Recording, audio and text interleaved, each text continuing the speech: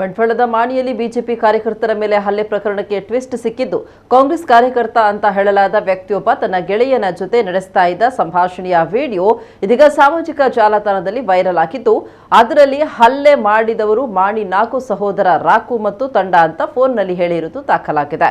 ಬಜರಂಗ ದಳ ಮತ್ತು ಬಿಜೆಪಿ ಕಾರ್ಯಕರ್ತರ ಮೇಲೆ ಗುಂಪೊಂದು ಹಲ್ಲೆ ಮಾಡಿದ ಘಟನೆ ಬಂಟ್ವಾಳದ ಮಾಣಿ ಎಂಬಲ್ಲಿ ನಡೆದಿದ್ದು, ಮಾಣಿ ಜಂಕ್ಷನ್ನಲ್ಲಿ ಆಕ್ಟಿವಾ ದ್ವಿಚಕ್ರ ವಾಹನದಲ್ಲಿ ಹೋಗ್ತಾ ಇದ್ದ ವೇಳೆ ಓಮ್ನಿ ಕಾರಿನಲ್ಲಿ ಬಂದಂತಹ ತಂಡ ಸ್ಕೂಟರ್ಗೆ ಡಿಕ್ಕಿ ಹೊಡೆದು ಬಳಿಕ ಕಾರಿನಿಂದ ಇಳಿದ ತಂಡ ಮಾರಣಾಂತಿಕವಾಗಿ ಹಲ್ಲೆ ನಡೆಸಿದೆ ಅಂತ ವಿಟ್ಲ ಪೊಲೀಸ್ ಠಾಣೆಗೆ ದೂರು ನೀಡಲಾಗಿತ್ತು.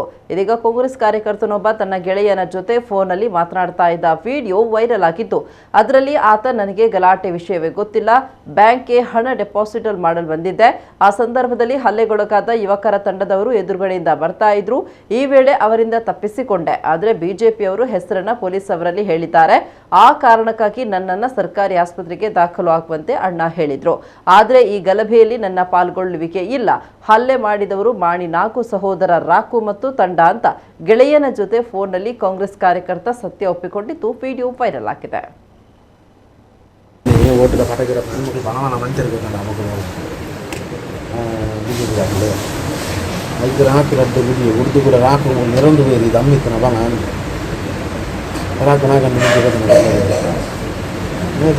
కేసు పంపినాయి అక్క ఏమి 2 జನ కూర్చోవాలి ఆగి పొగుడే రాకుల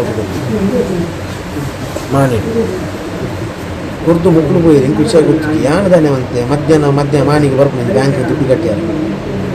ఈ దుడ్డు కట్టినాక ఈ కుడూరి ಹಾಕನೆ ನಿಲ್ಲದ ಮುಕ್ಕುಲು ಬೈತೀರಿ ಪೆಟ್ಟಿನ ಜಾವ 20 ಅಡಿ ಬತ್ತಿದಾಗ ಎನ್ನ ಬೈಕ್ ದಿಕ್ಕಿನದು ಎನ್ನ ಬೈಕ್ ಅಡ್ಡ ಬಡ್ದೇನ ಕೋಡ ಹತ್ತಿರ ಹಿಂಗೆ ಹಾಕ್ಯಾರದು ಯಾನು ದೊಂಕುದು ಯಾನ್ ಬೈತೆ ಬೈಕ್ ನಂಗೆ ಬರೀ ಗೊತ್ತಾಗ ನಿಮ್ಗೆ ಎನ್ನ ಬುದ್ಧರ್ಲ ಕೇಸಲ್ಲಿ ಕೊಡ್ತೀರಿ ಬೈಕ್ ಏನು ಅಡ್ಮಿಟ್ ಆಗಿ ಬರ್ಬಾರ್ನ ಬನ್ನಿ.